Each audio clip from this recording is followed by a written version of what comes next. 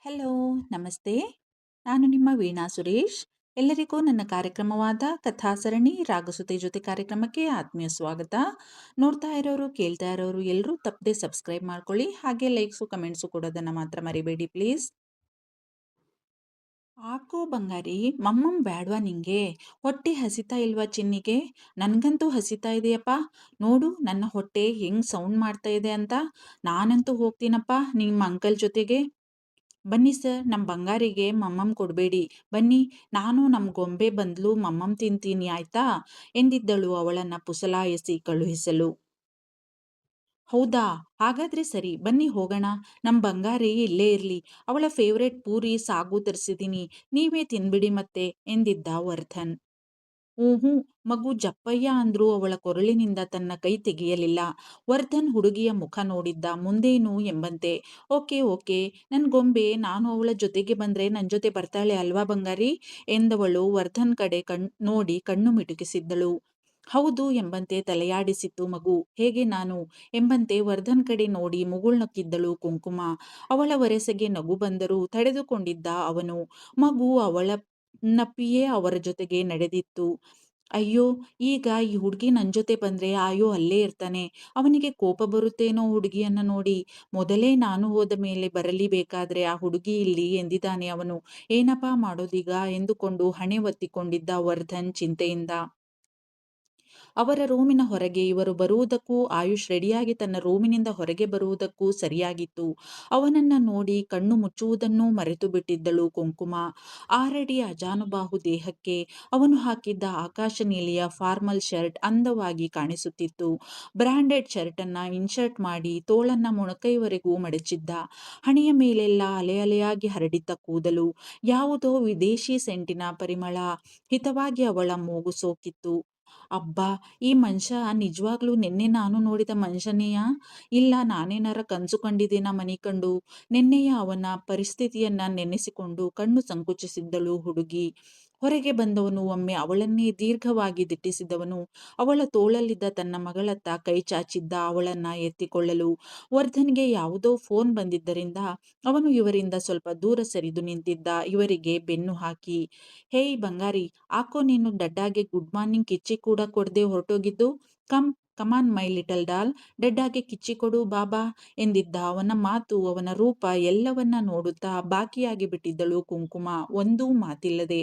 ಅವಳ ಸನಿಹ ಬಂದು ಅವಳತ್ತ ಹುಬ್ಬು ಹಾರಿಸಿ ಒಂದು ಬಗೆಯಾಗಿ ನಕ್ಕಿದ್ದ ಆಯುಷ್ ಆಚಾರ್ಯ. "ಏನ್ ಹಂಗ್ ನೋಡ್ತಿದೀಯಾ? ನನ್ನ ಯಾವತ್ತೂ ನೋಡೇ ಇಲ್ಲ ಅನ್ನೋ ಹಂಗೆ. ಏನ್ ಸಮಾಚಾರ?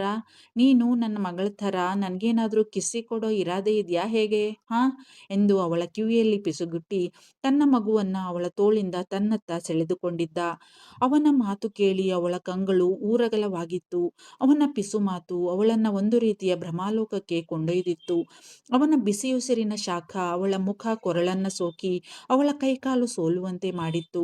ಅಲ್ಲಿಯೇ ಕುಸಿಯುವಂತಾಗಿತ್ತು ಹುಡುಗಿಗೆ ಪಾಪ. ಆಯುಷ್ ಮಾತ್ರ ಏನೂ ಆಗಿಯೇ ಇಲ್ಲ ಎನ್ನುವಂತೆ ತನ್ನ ಮಗುವಿನ ಹತ್ತಿರ ಪಪ್ಪಿ ಕೊಡಿಸಿಕೊಳ್ಳುತ್ತಿದ್ದ. ಹುಡುಗಿಯನ್ನ ಕಡೆಗಣ್ಣಿನಿಂದಲೇ ಗಮನಿಸುತ್ತಿದ್ದವನ ಮುಖದ ಮೇಲೆ ಸಣ್ಣ ಮುಗುಳ್ನಗು ಮೂಡಿತ್ತು. ಆದರೂ ತಡೆದುಕೊಂಡಿದ್ದ. ತಾನು ಕೊಟ್ಟ ಶಾಕಿಂದ ಹುಡುಗಿ ಚೇತರಿಸಿಕೊಳ್ಳಲು ದಿನಗಳೇ ಬೇಕಾಗಬಹುದು ಎನ್ನಿಸಿತ್ತು ಅವನಿಗೆ. ಸ್ವತಃ ಅವನಿಗೂ ತನ್ನ ಈಗಿನ ವರ್ತನೆಯನ್ನ ನಂಬುವುದು ಕಷ್ಟವಾಗಿತ್ತು. ಥತ್, ನಾನ್ಯಾಕೆ ಈ ಹುಡುಗಿಯ ಹತ್ತಿರ ಹೀಗೆಲ್ಲ ಮಾತಾಡ್ದೆ? ಏನಾಗುತ್ತೆ ನನಗೆ ಇವಳನ್ನ ನೋಡಿದರೆ? ನನ್ನ ಮನಸ್ಸು, ಮಾತು ಯಾವುದೂ ನನ್ನ ಹಿಡಿತದಲ್ಲಿ ಇರೋದಿಲ್ಲ ಈ ಹುಡುಗಿಯ ದೆಸೆಯಿಂದ ಎಂದುಕೊಂಡವನ ತಲೆ ಸಿಡಿದಂತಾಗಿತ್ತು. ತಕ್ಷಣ ಒಂದು ಕ್ಷಣವೂ ಅಲ್ಲಿ ನಿಲ್ಲದೆ ತನ್ನನ್ನೇ ಕಣ್ಣೆವೆಯಿಕ್ಕದೆ ನೋಡುತ್ತಿದ್ದ ಹುಡುಗಿಯತ್ತ ಸಣ್ಣ ನೋಟ ಕೂಡ ಹರಿಸದೆ ತನ್ನ ರೂಮಿನೊಳಗೆ ನಡೆದು ಬಿಟ್ಟಿದ್ದ ತನ್ನ ಮಗಳನ್ನ ಎತ್ತಿಕೊಂಡು. ಒಳಗಡೆ ಬಂದವನೇ ಒಂದು ಕಡೆ ಕುಸಿದು ಕುಳಿತು ಹಣೆ ಒತ್ತಿಕೊಂಡಿದ್ದ ಆಯುಷ್ ಆಚಾರ್ಯ. ಅಳುತ್ತಿದ್ದ ಮಗಳನ್ನ ತನ್ನ ತೋಳಿನಿಂದ ಇಳಿಸಿದವನ ಗಮನ ಮಗಳ ಮೇಲಿರಲಿಲ್ಲ. ಯೋಚನೆಗಳು ಅವನ ಚಿತ್ತಗೆಡಿಸಿದ್ದವು. ಅದೇ ಅವಕಾಶ ಉಪಯೋಗಿಸಿಕೊಂಡ ಮಗು ಪುಟ್ಟ ಹೆಜ್ಜೆಯನ್ನಿಟ್ಟು ಮತ್ತೆ ಕುಂಕುಮಾಳನ್ನ ಅರಸಿ ಹೊರಗೆ ಬಂದು ಬಿಟ್ಟಿತ್ತು. ಹೊರಗಡೆ ನೋಡಿದವಳಿಗೆ ಕುಂಕುಮ ಎಲ್ಲೂ ಕಾಣಿಸದೆ ತನ್ನ ಅಳುವನ್ನ ಮತ್ತೂ ಹೆಚ್ಚಿಸಿತು ಮಗು. ಫೋನಿನಲ್ಲಿ ಮಾತನಾಡುತ್ತಿದ್ದವನು ಮಗುವಿನತ್ತ ಧಾವಿಸಿ ಅವಳನ್ನ ಎತ್ತಿಕೊಂಡಿದ್ದ ವರ್ಧನ್. ಹೊರಬಂದ ಆಯುಷ್ ವರ್ಧನ್ ಕಡೆ, ತನ್ನ ಮಗಳ ಕಡೆ ಒಮ್ಮೆ ಶೂನ್ಯ ದೃಷ್ಟಿ ಬೀರಿ ಒಂದೂ ಮಾತಿಲ್ಲದೆ ಮೋಹಾ ರೂಮಿನತ್ತ ಸರ್ರನೆ ನಡೆದು ಬಿಟ್ಟಿದ್ದ. ವರ್ಧನ್ ಅವನ ವರಸೆಗೆ ಕಣ್ಣು ಬಾಯಿ ಅಗಲಿಸಿ ನೋಡುತ್ತಾ ಬಾಕಿಯಾಗಿ ಬಿಟ್ಟಿದ್ದ. ಅರೆ ಏನಾಯ್ತು ಇವನಿಗೆ ಇದ್ದಕ್ಕಿದ್ದ ಹಾಗೆ? ಮಗಳು ಅಳ್ತಾ ಇದ್ರೂ ಗಮನಿಸದೆ ಹೋಗ್ತಾ ಇದ್ದಾನೆ. ನಾನು ಏನ್ ಮಾಡ್ಬೇಕು ಈಗ? ಎಂದುಕೊಂಡು ತಲೆ ಕೆಟ್ಟಿತು ಅವನದು. ಆದರೂ ಮಗುವನ್ನು ಎತ್ತಿಕೊಂಡು ಒಳ ನಡೆದಿದ್ದ ವರ್ಧನ್. ಯಾಕೆ ಹಿಂಗಾಡ್ತಾವ್ರೆ ಈ ಸಾಮ್ರಾಟ್ರು? ಇವರ ದೆಸೆಯಿಂದವ ಹುಚ್ಚು ಹಿಡಿತಾ ಇದೆ ನನ್ಗೆ. ನನ್ನ ನೆರಳು ಕಂಡ್ರೇನೆ ಗುರ್ರನ್ನ ಮನುಷ್ಯ ಅದು. ಮತ್ತ್ಯಾಕೆ ಹಂಗೆ ತಲೆ ಬುಡ ಇಲ್ದಂಗೆ ಮಾತಾಡ್ತಾವ್ರೆ? ಅವನ ಪಿಸು ಮಾತು ಕಿವಿಯಲ್ಲಿ ಗುನುಗಿದಂತಾಗಿ ಬೆಚ್ಚಿದಳು ಒಮ್ಮೆ. ಅವನ ಬಿಸಿಯುಸಿರು ಇನ್ನೂ ತನ್ನ ಕೆನ್ನೆಗೆ ಸೋಕಿದಂತಾಗಿ ಅವಳನ್ನ ಹೈರಾಣಾಗಿಸುತ್ತಿತ್ತು. ನಿನಗೂ ನನ್ನ ಮಗಳ ಥರ ಕಿಸ್ಸಿ ಕೊಡೋ ಇರಾದೆ ಇದ್ಯಾ ಹೇಗೆ? ಅವನ ಪಿಸು ಮಾತು, ತುಂಟ ನೋಟ ಕಣ್ಮುಂದೆ ಬಂದಂತಾಗಿ ಮುಂದೆ ಹೆಜ್ಜೆ ಇಡಲಾಗದೆ ಅಲ್ಲಿಯೇ ಕುಸಿದಿದ್ದಳು ಹುಡುಗಿ. ಹೇಯ್ ಕುಂಕುಮ್, ಏನಾಯ್ತು ನಿನಗೆ? ಯಾಕೆ ಹೀಗೆ ಕೂತಿದೀಯ ಇಲ್ಲಿ? ಬೆಳಗ್ಗೆ ನನಗೆ ಒಂದು ಮಾತು ಕೂಡ ಹೇಳ್ದೆ ಎಲ್ಲಿಗೆ ಹೋಗಿದ್ದು ನೀನು? ನಾನು ಎಷ್ಟು ಹುಡುಕ್ದೆ ನಿನ್ನ ಗೊತ್ತಾ ನಿನಗೆ? Leave that matter. ಯಾಕೆ ಇಲ್ಲಿ ಬಂದಿದ್ದೀಯಾ ಹೇಳು ನೀನು? ನಮ್ಮ ರೂಮ್ ಅಲ್ಲಿದೆ ಅಲ್ವಾ? ಹಿಂದೇನೆ ಎಲ್ಲಿದೆ ನಿನ್ನ ಗಮನ? ಏನಾಯ್ತು ಅಂಥದ್ದು? ಯಾಕೆ? ನಿನ್ನೆಯಿಂದಲೂ ಹೀಗಿದೀಯಾ ನೀನು? ಅಸಲಿಗೆ ಮ್ಯಾಟರ್ ಆದ್ರೂ ಏನು? ಹೋಗ್ಲಿ ಬಿಡು. ಹೇಳೋದು ಬಿಡೋದು ದಾಟ್ಸ್ ಯುವರ್ ಚಾಯ್ಸ್. ನಾನು ಬಲವಂತ ಮಾಡಲ್ಲ. ಗೆಟಪ್ ನಡಿ. ರೂಮಿಗೆ ಹೋಗೋಣ. ನಿನ್ಗೆ ಟಿಫಿನ್ ತರಿಸಿದ್ದೀನಿ ತಿನ್ನುವಂತೆ. ಆಮೇಲೆ ಕೆಲಸ ಇದೆ ಕಣೋ ನಮ್ಗೆ ಏಳು ಎನ್ನುತ್ತಾ ಅವಳ ಭುಜ ಹಿಡಿದು ಎತ್ತಿದಳು ಸಂಜನಾ ಅವಳ ರೂಮ್‌ಮೇಟ್. ಅವಳನ್ನೇ ಅಯೋಮಯಳಾಗಿ ದಿಟ್ಟಿಸಿದವಳು ಸುತ್ತಲೂ ನೋಡಿದ್ದಳು ಈಗ ಕುಂಕುಮ. ಈಗ ಅವಳಿಗೆ ಜ್ಞಾನೋದಯವಾಗಿತ್ತು. ತಾನು ತನ್ನ ರೂಮ್ ಬಿಟ್ಟು ಎಷ್ಟೋ ದೂರ ಬಂದು ಬಿಟ್ಟಿದ್ದೀನಿ ಎಂದು. ಕುಳಿತಲ್ಲಿಂದ ಎದ್ದವಳ ಕಣ್ಣಿಗೆ ಬಿದ್ದಿತ್ತು ಅವಳ ಕಣ್ಣೆದುರೇ ಇರುವ ರೂಮಿನಲ್ಲಿ ನಡೆಯುತ್ತಿದ್ದ ದೃಶ್ಯ. ಕಣ್ಣೀರು ಪಟಪಟನೆ ಉದುರಿತ್ತು ಅವಳ ಕೆನ್ನೆಯ ಮೇಲೆ, ಅವಳ ಆಣತಿಯನ್ನೂ ಮೀರಿ. ಆದರೆ ತನ್ನ ಕಣ್ಣೀರಿಗೆ ಕಾರಣವೇನು? ಇದು ಸ್ವತಃ ಅವಳಿಗೂ ತಿಳಿದಿಲ್ಲ. ಆದರೆ ಯಾಕೋ ಆ ದೃಶ್ಯವನ್ನ ಸಹಿಸಲು ಸಾಧ್ಯವಾಗಲಿಲ್ಲ ಅವಳಿಂದ. ಕರುಳು ಹಿಂಡಿದಂಥ ಯಾತನೆಯಾಗಿತ್ತು ಅವಳ ಮನಸ್ಸಿಗೆ. ಮೋಹ. ಆಯುಷ್ ನನ್ನ ಅಪ್ಪಿದ್ದಾಳೆ. ಅವನ ಮುಖ ಕಾಣಿಸುತ್ತಿಲ್ಲ ಕುಂಕುಮಗೆ. ಇವಳಿಗೆ ಬೆನ್ನು ಹಾಕಿ ನಿಂತಿದ್ದ ಅವನು. ಆದರೆ ಮೋಹಾಳ ಮುಖ ಸ್ಪಷ್ಟವಾಗಿ ಕಾಣಿಸುತ್ತಿದೆ ಹುಡುಗಿಗೆ. ಅವನನ್ನ ಗಟ್ಟಿಯಾಗಿ ಅಪ್ಪಿ ಅವನ ಹೆಗಲಿಗೆ ತಲೆಯಾನಿಸಿ ಕಣ್ಮುಚ್ಚಿದ್ದಾಳೆ ತನ್ಮಯತೆಯಿಂದ ಮೋಹ. ನೋಡಿದವಳಿಗೆ ನೋವು, ಕೋಪ, ಅಸಹನೆ, ಅಸಹಾಯಕತೆಯಿಂದ ಅಳುವೇ ಬಂದು ಬಿಟ್ಟಿತ್ತು.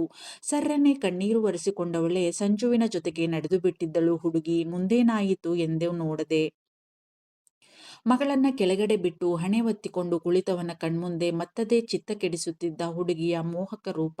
ಏನು ಮಾಡಬೇಕೆಂದೇ ಅರ್ಥವಾಗದೆ ಕನಲಿ ಹೋಗಿದ್ದ ಅವನು. ಆಕರ್ಷಣೆಯೇ ಈ ಹುಡುಗಿಯ ಮೇಲೆ ನನಗೆ ಈ ವಯಸ್ಸಿನಲ್ಲಿ? ಅದು ನಾನು ಕಾಯ ವಾಚ ಮನಸ ದ್ವೇಷಿಸುವ ಮಿಡಲ್ ಕ್ಲಾಸ್ ಲೋ ಕ್ಲಾಸ್ ಹುಡುಗಿಯ ಮೇಲೆ? ಅಥವಾ ಪ್ರೀತಿ? No never. ಹೀಗಾಗಲು ಸಾಧ್ಯವಿಲ್ಲ. ಖಂಡಿತ ಸಾಧ್ಯವಿಲ್ಲ. ಇಂಥ ನರಕ ಅನುಭವಿಸುತ್ತಿರುವುದು ಇವಳಂಥ ಒಂದು ಲೋ ಕ್ಲಾಸ್ ಹುಡುಗಿಯಿಂದನೇ ಅಲ್ಲವೇ ನಾನು? ಮತ್ತೆ ಮತ್ತೆ ರಾತ್ರಿ ಕಂಡ ಬಾವಿಯಲ್ಲಿ ಹಗಲು ಬೀಳಲು ನನಗೇನು ಹುಚ್ಚೆ? ಬೇಡ ಬೇಡ. ನನಗ್ಯಾರ ಸಹವಾಸವೂ ಬೇಡ. ನಾನು ಅನುಭವಿಸಿದ್ದೇ 7 ಜನ್ಮಕ್ಕಾಗುವಷ್ಟಿದೆ. ಇನ್ನೂ ಅನುಭವಿಸುತ್ತಲೇ ಇದ್ದೇನೆ ಎಂದುಕೊಂಡು ತಲೆ ಅತ್ತಿತ್ತ ಆಡಿಸಿ ಎದ್ದು ಹೊರನಡೆದಿದ್ದ ಆಯುಷ್. ಆದರೂ ಅವನ ಮನಸ್ಸು ಅವನ ಹಿಡಿತದಲ್ಲಿರಲಿಲ್ಲ. ವರ್ಧನ್ ಕೈಯಲ್ಲಿದ್ದ ತನ್ನ ಮಗಳತ್ತ ಒಮ್ಮೆ ನೋಡಿ ನೇರವಾಗಿ ಮೋಹಾಳ ರೂಮಿನತ್ತ ನಡೆದಿದ್ದ ಆಯುಷ್ ಆಚಾರ್ಯ ಒಂದೂ ಮಾತನಾಡದೆ ಹಾಯ್ ಆಯು ಎಂದವಳೇ ಓಡಿ ಬಂದು ಅವನನ್ನ ಅಪ್ಪಿದ್ದಳು ಮೋಹ. ಅದನ್ನೇ ನೋಡಿದ್ದು ಕುಂಕುಮ. ಮೊದಲೇ ತಲೆ ಕೆಟ್ಟಿದ್ದವನಿಗೆ ಮೋಹಾಳ ವರ್ತನೆಯಿಂದ ಸಿಟ್ಟು ಸರ್ರನೆ ಏರಿತ್ತು. ರಭಸದಿಂದ ಅವಳನ್ನ ದೂರ ನೂಕಿಬಿಟ್ಟಿದ್ದ Ayush. I don't like this nonsense Moha. Mind your business. ನಿಮಗೆ ಮೊದಲೇ ಹೇಳಿದ್ದೀನಿ ತಾನೆ ನಾನು, ಇಂಥ ನಾನ್ಸೆನ್ಸ್ ಎಲ್ಲ ನನಗೆ ಇಷ್ಟ ಆಗಲ್ಲ ಅಂತ. ಮತ್ತ್ಯಾಕೆ ಪದೇ ಪದೇ ಹೀಗಾಡ್ತಿದ್ದೀರಾ ನೀವು? ನೀವು ನಮ್ಮ ಕಂಪನಿಯ main model. I respect you. Please ನನ್ನ ರೆಸ್ಪೆಕ್ಟ್ನ ಉಳಿಸಿಕೊಳ್ಳಿ ಸಾಕು. ಐ ಹೋಪ್ ನನ್ನ ಮಾತು ನಿಮಗೆ ಅರ್ಥ ಆಗಿದೆ ಅನ್ಕೋತೀನಿ ಎಂದಿದ್ದ ಗಟ್ಟಿಯಾಗಿಯೇ. ಯಾಕೆ ಯಾಕೆ ಆಯು? ನಾನ್ಯಾಕೆ ನಿಮ್ಮ ಹತ್ತಿರಕ್ಕೆ ಬರಬಾರ್ದು? ನನಗೆ ಏನು ಕಡಿಮೆ ಆಗಿದೆ? ಅಂದ ಚಂದ ವಯಸ್ಸು ಅಂತಸ್ತು ಐಶ್ವರ್ಯ ಎಲ್ಲವೂ ಇದೆ ನನಗೆ. ಮತ್ತೇನು ಪ್ರಾಬ್ಲಮ್ ನಿಮಗೆ? I like you Ayu. Really I like you ಎಂದಿದ್ದಳು ಅವಳು ಕೂಡ ಪಟ್ಟು ಬಿಡದೆ. Oh! Do you like me? ಏನು ಅದರ ಅರ್ಥ? ನಿಮಗೆ ನಾನು ಅಂದ್ರೆ ಇಷ್ಟ ಅಂದ್ರೆ ಯಾವ ತರಹದ ಇಷ್ಟ? ನನ್ನ ಜೊತೆ ಕಾಲ ಕಳಿಬೇಕು ಅಂತನಾ? You know what I mean? I mean dating? ಅಥವಾ ನನ್ನ ಮದುವೆ ಆಗೋಬೇಕು ಅಂತನಾ? ಹಾಂ? ಹೇಳಿ ಮೋಹ. ಯಾವ ಥರದ ಇಷ್ಟ ನಿಮ್ದು? ಎಂದಿದ್ದ ಗಂಭೀರವಾಗಿ ಆಯುಷ್. ನನಗೆ ನೀವೆಂದ್ರೆ ಪ್ರಾಣಕ್ಕಿಂತ ಹೆಚ್ಚು ಇಷ್ಟ ಆಯು. ನಾನು ನಿಮ್ಮ ಮದುವೆ ಆಗಬೇಕು ಅಂತ ಇಷ್ಟಪಡ್ತೀನಿ. ಶಾಶ್ವತವಾಗಿ ನಿಮ್ಮ ಜೊತೆಗೇ ಇರಬೇಕು ಅಂತ ಇಷ್ಟಪಡ್ತೀನಿ ಎಂದಿದ್ದಳು ಆವೇಶದಿಂದ ಮೋಹ. ಅವಳ ಮಾತಿನಿಂದ ಅವನ ಮುಖದ ಮೇಲೆ ಒಂದು ತರಹದ ನಗು ಮೂಡಿತ್ತು. Is it? ನನಗೆ ಒಂದು ಮಗು ಇದೆ ಮೋಹ. ಈಗಲೂ ನನ್ನ ಮದುವೆ ಆಗಬೇಕು ಅಂತ ಬಯಸ್ತೀರಾ ನೀವು? ಎಂದಿದ್ದ ಆಯುಷ್. ಇವತ್ತು ಒಂದು ವಿಷಯ ಇತ್ಯರ್ಥ ಆಗೇ ಬಿಡಲಿ ಎಂದುಕೊಂಡ ಅವನು. ಸುಮ್ಮನೆ ಇಲ್ಲಸಲ್ಲದ ಆಸೆ ಇಟ್ಟುಕೊಂಡು ತಾನೂ ನೊಂದು ನನಗೂ ಇರುಸುಮುರುಸು ಉಂಟು ಮಾಡೋದು ಬೇಡ ಈ ತಲೆನೋವಿನ ಗಿರಾಕಿ ಎಂದುಕೊಂಡಿದ್ದ. Stop stop joking like this Ayu. ನನ್ನಿಂದ ತಪ್ಪಿಸ್ಕೋಬೇಕು ಅಂತ ಸುಳ್ಳು ಹೇಳ್ತಿದ್ದೀರಾ ತಾನೇ ನೀವು? ಪ್ಲೀಸ್ ಹೀಗೆಲ್ಲ ಏನೇನೋ ಹೇಳ್ಬೇಡಿ ಆಯು ಎಂದಿದ್ದಳು ಅವನ ಮಾತನ್ನ ನಂಬದೆ Moha. No this is true. ನಾನ್ಯಾಕೆ ಸುಳ್ಳು ಹೇಳಲಿ ನಿಮಗೆ? ನನಗೆ ಒಬ್ಬಳು ಮಗಳಿದ್ದಾಳೆ. 4 ವರ್ಷದ ಮಗು ಅದು. ನೋಡಿ, ನನಗೂ ನಿಮಗೆ ತಿಳಿ ಹೇಳಿ ಸಾಕಾಗಿದೆ. ಅದಕ್ಕೆ ನಿಜ ಹೇಳಿದ್ದೀನಿ. ನನಗೆ ಯಾರ ಮನಸ್ಸಿಗೂ ನೋವು ಮಾಡುವ ಉದ್ದೇಶ ಇಲ್ಲ. ಆದರೆ ನಿಮ್ಮ ವರ್ತನೆ ಮಿತಿಮೀರಿದ್ದರಿಂದ ಅನಿವಾರ್ಯವಾಗಿ ನಿಜ ಹೇಳಬೇಕಾಯಿತು ನಾನು. ಇನ್ನು ಮುಂದಾದರೂ ನಿಮ್ಮ ವರ್ತನೆಯನ್ನ ಸುಧಾರಿಸಿಕೊಳ್ಳಿ. ನಿಮಗೆ ಸುಂದರ ಭವಿಷ್ಯವಿದೆ. ಅದನ್ನ ಇನ್ನೂ ಸುಂದರವಾಗಿ ರೂಪಿಸಿಕೊಳ್ಳಿ. ಇಷ್ಟು ಮಾತ್ರ ಹೇಳಬಲ್ಲೆ ನಾನು. ಇದರ ಮೇಲೆ ನಿಮ್ಮಿಷ್ಟ ಎಂದು ಸರ್ರನೆ ತಿರುಗಿ ತನ್ನ ರೂಮಿನತ್ತ ದಾಪುಗಾಲು ಹಾಕಿದ್ದ ಆಯುಷ್ ಆಚಾರ್ಯ. ಶುಶ್, ಸ್ಟಾಪ್ ಕ್ರೈಯಿಂಗ್ ಕುಂಕುಮ್. ನೀನ್ ಹಿಂಗ್ ಒಂದೇ ಸಮ ಅಳ್ತಾ ಇದ್ರೆ ನನಗೇನು ಅರ್ಥ ಆಗ್ಬೇಕು ಹೇಳು? ಅಸಲಿಗೆ ವಿಷಯ ಏನು ಅಂತಾದ್ರೂ ಹೇಳಮ್ಮ. ತನ್ನ ಜೊತೆಗೆ ರೂಮಿನೊಳಗೆ ಬಂದಾಗಿನಿಂದಲೂ ಮುಖ ಮುಚ್ಚಿ ಅಳುತ್ತಿದ್ದ ಹುಡುಗಿಯನ್ನ ನೋಡಿ ಸಾಕಾಗಿ ಕೇಳಿದ್ದಳು ಸಂಜು. ಅವಳನ್ನೇ ಕಣ್ಣೀರು ತುಂಬಿದ ಕಂಗಳಿಂದ ದೀನವಾಗಿ ದಿಟ್ಟಿಸಿದ್ದಳು ಹುಡುಗಿ. ಕಣ್ಣೀರು ಅವಳ ಕೆನ್ನೆಯನ್ನ ತೋಯಿಸುತ್ತಲೇ ಇತ್ತು. ಅವಳನ್ನ ಆ ಸ್ಥಿತಿಯಲ್ಲಿ ನೋಡಿ ಅತ್ಯಂತ ಸಂಕಟವಾಯಿತು ಸಂಜನಾಗೆ. ಅವಳತ್ತ ನಡೆದು ಅವಳನ್ನ ಅಪ್ಪಿದ್ದಳು ಅವಳು. ಯಾಕೋ ಯಾಕೋ ಈ ಪರಿ ಅಳು ಕುಂಕುಮ್? ಏನಾಯ್ತು ಅಂತನಾದ್ರೂ ಬಾಯ್ ಬಿಡಮ್ಮ. ನೀನ್ ಹೀಗೆ ಒಂದೇ ಸಮ ಅಳ್ತಾ ಇದ್ರೆ ಏನಾಯ್ತು ಅಂತ ಅರ್ಥ ಆಗುತ್ತಾ ನನಗೆ ಹೇಳು? ಏನಾಯ್ತು ಅಂತದ್ದು? ಯಾರಾದ್ರೂ ಏನಾದ್ರೂ ಅಂದ್ರಾ? ಏನಾದ್ರೂ ಮಾಡಿದ್ರಾ? ಏನಾದ್ರೂ ಹಳೆಯ ಘಟನೆಗಳು ನಿನ್ನ ಹಿಂಸೆ ಮಾಡ್ತಾ ಇದೆಯಾ? ಅಸಲಿಗೆ ವಿಷಯ ಏನು ಅಂತ ನನ್ನ ಹತ್ರನಾದ್ರೂ ಹೇಳ್ಕೊ ಕುಂಕುಮ್. ನನಗೆ ನಿನ್ನ ನೋವನ್ನ ಕಡಿಮೆ ಮಾಡುವ ಶಕ್ತಿ ಇಲ್ಲದೇ ಇರಬಹುದು, ಆದರೆ ನಿನ್ನ ನೋವಿಗೆ ಸ್ಪಂದಿಸುವ ಮನಸ್ಸಿದೆ ಅನ್ಕೋತೀನಿ. ಒಬ್ಬರ ಹತ್ತಿರ ನಮ್ಮ ನೋವನ್ನ ಹಂಚಿಕೊಂಡರೆ ನೋವು ಸ್ವಲ್ಪ ಮಟ್ಟಿಗಾದ್ರೂ ಕಡಿಮೆ ಆಗುತ್ತಂತೆ. ಹೇಳು ಏನಾಯ್ತು ಎಂದಿದ್ದಳು ಅವಳ ಬೆನ್ನು ಸವರುತ್ತಾ. ಅವಳನ್ನ ಅಪ್ಪಿಯೇ ಸಂಜು. ಸಂಜು ಸಂಜು ನಾನು ನಾನು ಹೋಗ್ಬೇಕು. ನಾನು ಇಲ್ಲಿಂದ ಹೋಗ್ಬೇಕು. ಹಿಂಸೆ ಹಿಂಸೆ ಆಗ್ತಾ ಇದೆ ನನಗೆ. ನನ್ನ ಮನಸ್ಸಿಗೆ ತುಂಬಾ ಸಂಜು. ನನಗೆ ನನಗೆ ಇಲ್ಲಿರೋಕ್ಕಾಗಲ್ಲ ಅಳುತ್ತಲೇ ತಡೆದು ಹೇಳುತ್ತಿದ್ದಳು ಹುಡುಗಿ. Don't CRY Kumkum. ಅದೇ ಅದೇ ಕೇಳ್ತಿರೋದು ನಾನು. ಯಾಕೆ ಹಿಂಸೆ ಆಗ್ತಾ ಇದೆ ನಿನಗೆ? ಏನಾಯ್ತು ಅಂಥದ್ದು ಎಂದು ಮತ್ತೆ ಕೇಳಿದ್ದಳು ಸಂಜು ಬಿಡದೆ. ಯಾಕೋ ಗೊತ್ತಿಲ್ಲ ಸಂಜು, ನನಗೆ ತುಂಬಾ ಕಷ್ಟ ಆಗ್ತಾ ಇದೆ. ಏನೂ ಸರಿಯಿಲ್ಲ ಅನ್ನಿಸ್ತಾ ಇದೆ. ಈಗಲೇ ಇಲ್ಲಿಂದ ಹೋಗಿಬಿಡೋಣ ಅಂತ ಅನ್ನಿಸ್ತಾ ಇದೆ ಎಂದಿದ್ದಳು ಕುಂಕುಮ ನೋವಿನಿಂದ. ಆಯುಷ್ನ ಮಾತು, ಅವನ ವರ್ತನೆ ಮೊದಲೇ ಅವಳನ್ನ ಅಯೋಮಯ ಸ್ಥಿತಿಗೆ ತಲುಪಿಸಿದ್ದವು. ಅರ್ಥವೇ ಆಗಿರಲಿಲ್ಲ ಅವನ ವರ್ತನೆ ಹುಡುಗಿಗೆ. ಆದರೆ ಅವನ ಆ ಸನಿಹ, ಅವನ ಆ ಪಿಸು ಮಾತು ಹುಡುಗಿಗೆ ಯಾವುದೋ ಭಾವವನ್ನ ಬಡಿದೆಬ್ಬಿಸಿದ್ದಂತೂ ನಿಜ. ಅದು ಯಾವ ಭಾವನೆ? ಅದು ಅವಳ ತಿಳುವಳಿಕೆಗೆ ಪರಿಧಿಗೆ ಮೀರಿದ್ದು. ಆದರೆ ಆದರೆ ಮೋಹ ಮೋಹ ಅವನ ಅಪ್ಪುಗೆಯಲ್ಲಿ ಇದ್ದಿದ್ದನ್ನ ತನ್ನ ಕಣ್ಣಾರ ನೋಡಿಬಿಟ್ಟಿದ್ದಳಲ್ಲ. ಅದೇ ಅದೇ ದೃಶ್ಯ ಅವಳ ಕಣ್ಮುಂದೆ ಬಂದು ಅವಳನ್ನ ಇಷ್ಟು ಹಿಂಡಿ ಹಿಪ್ಪೆ ಮಾಡುತ್ತಿದ್ದವು. ನನಗೇನು ಆಯ್ತಾದೆ? ಈ ದೊರೆಯ ಸಹವಾಸದಿಂದ ನಾನು ನೋವು ಅನುಭವಿಸ್ತಾ ಇದ್ದೀನಿ. ಯಾಕೆ ಅವರು ನನ್ನ ಹತ್ತಿರ ಬರೋದು? ನನ್ನ ಕಂಡರೆ ಆಗಲ್ಲ ದ್ವೇಷ ತಾನೇ ಅವರಿಗೆ? ಮತ್ತ್ಯಾಕೆ ಪದೇ ಪದೇ ನನ್ನ ಸನಿಹ ಬರೋದು? ಯಾಕೆ ಅಂಥ ಅಂಥ ಮಾತನಾಡೋದು? ನನ್ನಿಂದ ದೂರನೇ ಇದ್ದು ಬಿಡಬೇಕಲ್ವಾ? ಅವಳ್ಯಾವಳೋ ಅವಳಲ್ಲ, ಅವರ ಮೋಹಕ ಸುಂದ್ರಿ. ಅವಳ ಹತ್ರಕ್ಕೆ ಹೋಗಿ ಅದೇನೋ ಕೇಳುದ್ರಲ್ಲ ನಂತಾವು, ಅದ್ನ ಕೇಳಲಿ. ನಂತಾವು ಯಾಕಂತ ಮಾತಾಡೋದು? ನನ್ನ ಪಾಡಿಗೆ ನಾನು ಇರ್ತಿದ್ನಪ್ಪ ನಕ್ಷತ್ರ ಲೋಕದಲ್ಲಿ ಇರಗಂಟವ. ಹಿಂಗುವೆ ಇಲ್ಲಿಂದ ಹೋದೇಟ್ಗೆ ಅವರ ಲೋಕಕ್ಕೆ ಸಾಷ್ಟಾಂಗ ನಮಸ್ಕಾರ ಹಾಕ್ಬಿಟ್ಟು ಹೊಂಟೋಯ್ತಿದ್ದೆ ನಾನು ನನ್ನ ಪಾಡಿಗೆ. ಆಮೇಲೇನು? ನನ್ನ ಪಾಡು ನನಗೆ, ಇವರ ಲೋಕ ಇವರಿಗೆ. ಯಾಕೋ ದುಃಖ ಒತ್ತರಿಸಿಕೊಂಡು ಬಂದಿತ್ತು ಅವಳಿಗೆ ಆ ಯೋಚನೆಯಿಂದ. ಕುಂಕುಮ್, ನೀನು ಏನೋ ಬೇಡದ ವಿಷಯ ಯೋಚನೆ ಮಾಡ್ತಿದೀಯಾ ಅನ್ಸುತ್ತೆ ಕಣು ನನಗೆ. ಅದಕ್ಕೆ ನಿನಗೆ ಹಿಂಸೆ ಆಗ್ತಿರೋದು. Be calm my girl, be cool. ಏನೇನೋ ಯೋಚನೆ ಮಾಡೋದನ್ನ ಕಮ್ಮಿ ಮಾಡು. ನೋಡು, ಇವತ್ತೇ ನಾವು ಹೋಗ್ತಿದ್ದೀವಿ ಊರಿಗೆ. ಆದ್ರೆ ಈಗಲೇ ಅಲ್ಲ, ಇನ್ನು ರಾತ್ರಿಯವರೆಗೂ ನಮ್ಮ ಡ್ಯೂಟಿ ಇದೆ ಅಲ್ವಾ ಕುಂಕುಮ್? ಸಮಾಧಾನವಾಗಿರು, ಎಲ್ಲ ಸರಿ ಹೋಗುತ್ತೆ. ಓಕೆ ಎಂದಿದ್ದಳು ಅವಳನ್ನ ಅಪ್ಪಿಗೆ ಇರುವ ಹುಡುಗಿಯನ್ನ ಬೆನ್ನು ಸವರುತ್ತಾ ಅವಳನ್ನ ಸಮಾಧಾನ ಮಾಡುತ್ತಾ. ಅವಳ ಅಪ್ಪುಗೆಯಿಂದ ಹೊರಬಂದಿದ್ದಳು ಈಗ ಹುಡುಗಿ. ಎರಡೂ ಕೈಗಳಿಂದ ಕಣ್ಣೀರು ಒರೆಸಿಕೊಂಡು ಬಾರದ ನಗುವನ್ನ ಮುಖದ ಮೇಲೆ ತಂದುಕೊಂಡಿದ್ದಳು. ಸಾರಿ ಸಂಜು, ನಿನ್ಗೆ ನನ್ನಿಂದ ತೊಂದರೆ ಆಯ್ತೇನೋ? ಅದ್ಯಾಕೋ ನನಗೆ ಒಂಥರ ಮೂಡ್ ಹಿಂಗೆ ಅಪ್ಸೆಟ್ ಆಗ್ಬಿಡುತ್ತೆ. ಆಗ ನಾನೇನು ಹೇಳ್ತೀನೋ, ನಾನೇನು ಮಾಡ್ತೀನೋ ನನಗೇ ಅರ್ಥ ಆಗಲ್ಲ. ಊರಲ್ಲಿ ನನ್ನ ನೋವಿಗೆ ಹೆಗಲು ಕೊಡಲು ನನ್ನ ಜೀವದ ಗೆಳತಿ ಮಂದಾರ ಇದ್ದಾಳೆ. ಇಲ್ಲಿ ನೀನು ಸಿಕ್ಕಿದೀಯಾ. ಥ್ಯಾಂಕ್ಸ್ ಸಂಜು ಎಂದಿದ್ದಳು ಅವಳ ಕೈ ಹಿಡಿದುಕೊಂಡು. That's like my beautiful girl. ನೀನು ಯಾವಾಗಲೂ ಹೀಗೆ ನಗ್ನಗ್ತಾ ಇದ್ರೇನೆ ಚಂದ ಕಣೋ. ಅಳು ಎಲ್ಲ ನಿಂಗೆ ಸೂಟ್ ಆಗಲ್ಲ ಎಂದು ಅವಳ ಕೆನ್ನೆ ತಟ್ಟಿದ್ದಳು ಸಂಜನಾ ಮುಗುಳ್ನಕ್ಕು.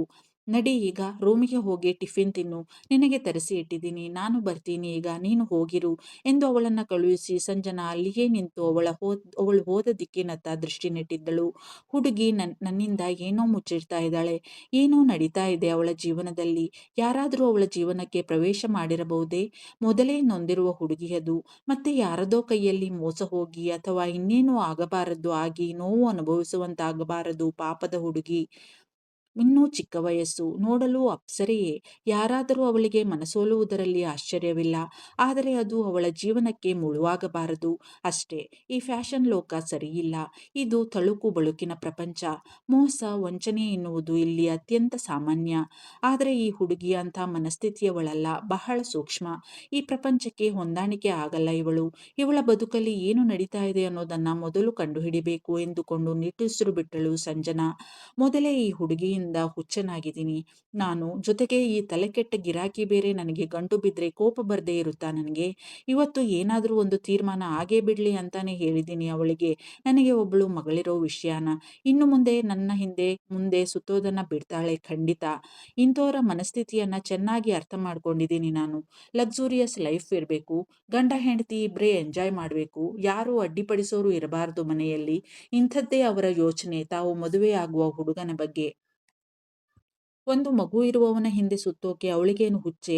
ಇನ್ನಾದರೂ ಅವಳ ಪಾಡಿಗೆ ಅವಳಿದ್ರೆ ನನಗೆ ತಲೆನೋವಾದರೂ ತಪ್ಪುತ್ತೆ ಎಂದುಕೊಳ್ಳುತ್ತಾ ಎರಡೂ ಕೈಗಳನ್ನು ಪ್ಯಾಂಟ್ ಜೇಬಿನಲ್ಲಿ ತೂರಿಸಿಕೊಂಡು ತನ್ನ ರೂಮಿನತ್ತ ಹೆಜ್ಜೆ ಹಾಕುತ್ತಿದ್ದ ಆಯುಷ್ ಆಚಾರ್ಯ. ಸಾಕು ಸಾಕು ಈ ಲೋಕದ ಈ ಸಾಮ್ರಾಟರ ಸಹವಾಸ ನನಗೆ. ಮೊದಲು ಇಲ್ಲಿಂದ ಹೋಗಿ ಕೆಲಸಕ್ಕೆ ರಿಸೈನ್ ಮಾಡಿ ನನ್ನ ಮೊದಲಿನ ಕೆಲಸಕ್ಕೆ ವಾಪಸ್ ಆಗ್ಬಿಡ್ತೀನಿ ನಾನು. ನನಗೂ ನೆಮ್ಮದಿ, ಎಲ್ಲರಿಗೂ ನೆಮ್ಮದಿ ಇದರಿಂದ ಎಂದುಕೊಳ್ಳುತ್ತಾ ಕುಂಕುಮ ಕೂಡ ಅವಳ ರೂಮಿನತ್ತ ಹೆಜ್ಜೆ ಹಾಕುತ್ತಿದ್ದಳು ತಲೆ ತಗ್ಗಿಸಿ. ಅವಳನ್ನು ತನ್ನ ಕಣ್ಮುಂದೆ ನೋಡಿದವನಿಗೆ ಹೆಜ್ಜೆ ಮುಂದಿಡುವುದು ಕಷ್ಟವಾಯಿತು. ಅಲ್ಲಿಯೇ ನಿಂತು ಅವಳತ್ತ ನೋಟ ನೆಟ್ಟಿದ್ದ. ಯಾಕೋ ತಲೆ ಎತ್ತಿದವಳ ಕಣ್ಣಿಗೆ ಬಿದ್ದಿದ್ದ ತನ್ನನ್ನೇ ನೆಟ್ಟ ನೋಟದಿಂದ ನೋಡುತ್ತಿದ್ದ ಆಯುಷ್. ಕೈಕಾಲು ನಡುಗಿತ್ತು. ಉಸಿರಾಟದ ಗತಿ ತೀವ್ರವಾಗಿತ್ತು ಅವಳಿಗೆ. ಒಂದು ಹೆಜ್ಜೆಯನ್ನೂ ಮುಂದೆ ಇಡಲಾಗಲಿಲ್ಲ ಅವಳಿಂದ. ಸರ್ರನೆ ಅವನಿಂದ ನೋಟ ತಪ್ಪಿಸಿದವಳು ತಲೆ ತಗ್ಗಿಸಿ ನಿಂತು ಬಿಟ್ಟಿದ್ದಳು ಹುಡುಗಿ. ಅಲ್ಲಿಯೇ ಯಾರೋ ತನ್ನನ್ನ ಹಿಡಿದಿಟ್ಟುಕೊಂಡಿದ್ದಾರೋ ಏನೋ ಎನ್ನುವಂತೆ.